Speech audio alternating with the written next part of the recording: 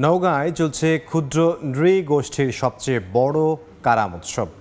মহাদেবপুর উপজেলার নাট্যশাল মাঠে অংশ নিয়েছেন অন্তত 18 সম্প্রদায়ের হাজারো মানুষ।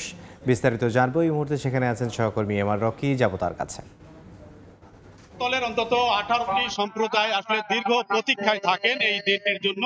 এই অঞ্চলে আসলে এই ক্ষুদ্র নৃগোষ্ঠীর সবচাইতে বড় এই উৎসব কারাম উৎসব বলে থাকে। এই উৎসবকে ঘিরে কিন্তু আশপাশের যেসব ক্ষুদ্র নৃগোষ্ঠী রয়েছে তারা একটা উৎসবের আমেজে মেতে ওঠেন এবং এই আমেজকে ঘিরে আসলে তরুণ তরুণী আবাল বিদ্যা সকলের ভিতরে একটা উচ্ছ্বাস আমরা দেখতে পাচ্ছি এবং প্রতি বছর এই ভাদ্র মাসের আসলে দ্বিতীয় সপ্তাহে এই উৎসবটিকে পালন করা হয়ে থাকে নওগাঁর নাটশাল মাঠে। আজকের এই উৎসবে এই অঞ্চলের যতগুলো ক্ষুদ্র নৃগোষ্ঠী রয়েছে অন্তত 18 সম্প্রদায়ের তারা দিনভর তাদের এই উৎসবটি পালন করে থাকেন নেচে গেয়ে।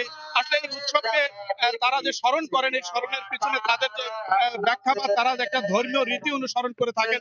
প্রতি বছর আসলে বাৎসরিক তাদের ভিতরে এক ধরনের যে চেতনা কাজ করে এই সুখ সমৃদ্ধি এবং প্রকৃতি পূজা শেষ করে তারা কিন্তু তাদের এই পরের দিন এই উৎসবটা করে থাকেন। একটি ডাল পূজাকে ঘিরে এই মূলত উৎসব। আসলে এই অঞ্চলে প্রতি বছর যখন এই উৎসবটি হয় তখন কিন্তু আবাল বিদ্যা বনিতার ভিতরে বাহারি পোশাকের একটা উচ্ছ্বাস, বাহারি পোশাক সেজে তারা কিন্তু এই আনন্দ উৎসবে যোগ দেন। নাটশাল মাঠে আমরা দেখছিলাম বিশেষ করে ক্ষুদ্র নৃগোষ্ঠীর যারা তরুণ তরুণী রয়েছে তাদের দিক থেকে কিন্তু দিনভর নেচে গিয়ে একটা সাঁওতালি ভাষায় গান পরিবেশন করা হচ্ছে এবং বাদ্যর তালে এবং ঢাক ঢোলক এবং পাশাপাশি কিন্তু তাদের যে নিজস্ব সংস্কৃতি আছে এই সংস্কৃতিগুলোকে তারা তুলে ধরছেন। সব মিলিয়ে আসলে একটা প্রাণের উৎসব হিসাবে তারা প্রতি বছর এই আদিবাসী বা ক্ষুদ্র নৃগোষ্ঠী কারাম উৎসব তারা পালন করে থাকেন।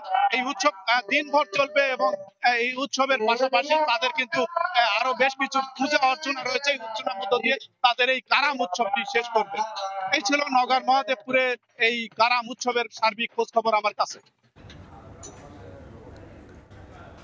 নওগাঁর নাটশাল মাঠ থেকে যোগ দিয়েছেন সহকর্মী এমআর রকি।